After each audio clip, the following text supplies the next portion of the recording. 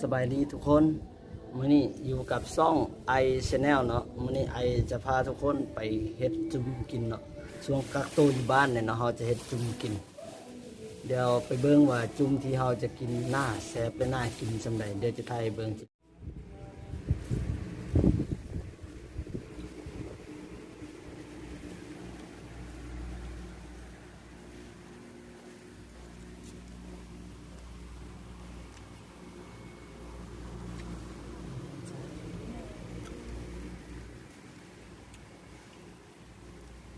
ไอ้ดาว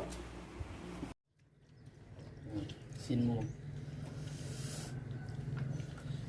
คุยน้ำจิ้มแซ่บๆพี่น้องมาเด้อใครอยู่แถวเวียงเลยมากินกันนะโอ้บ่มากก็ได้เด้อช่วงนี้มีโควิดอยู่บ้านไทยบ้านมันเด้อกันมากก็มีแต่อยู่ในเฮือนโยงเอา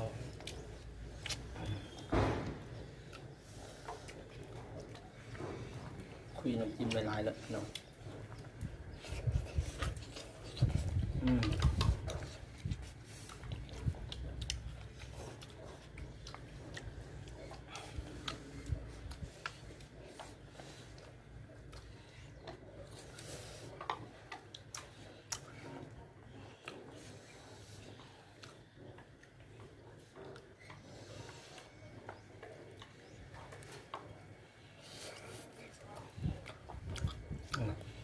ให้เบิ่งน้ำจิ้มอีก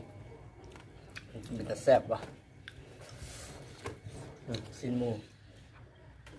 กินแซ่บๆเลยพี่น้อง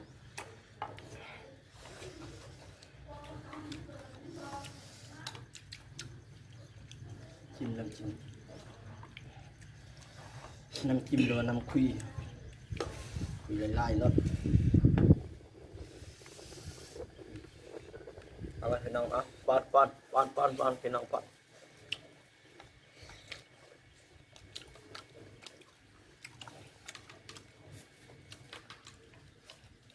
มันสิ้น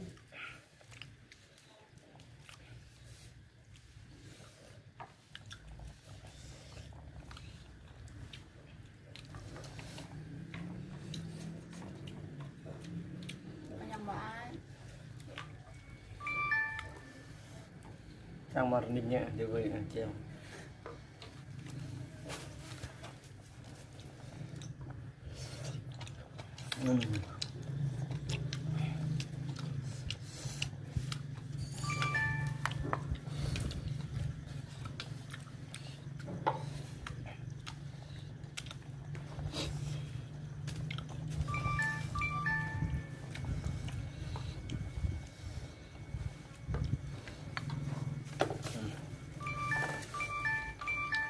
น้ำจิ้ม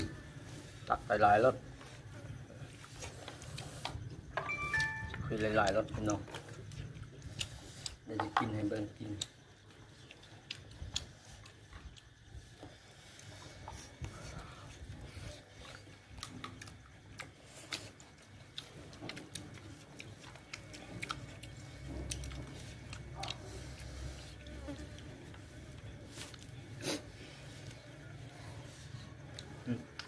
ป้อน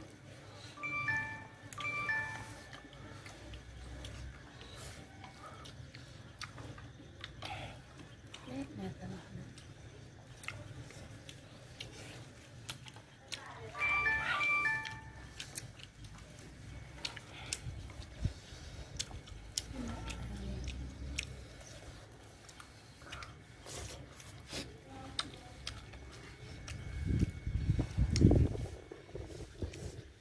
เดี๋ยวปรับ คนนอนแล้วรอฮะคนนอน เดี๋ยวเราเซ็น ลงมาเขาเอ็ด เดี๋ยวเราเอ็ดโอ้ เนี้ยโอ้กันนั่นขึ้นมาก หลบแป้งไม่หลบผักนะ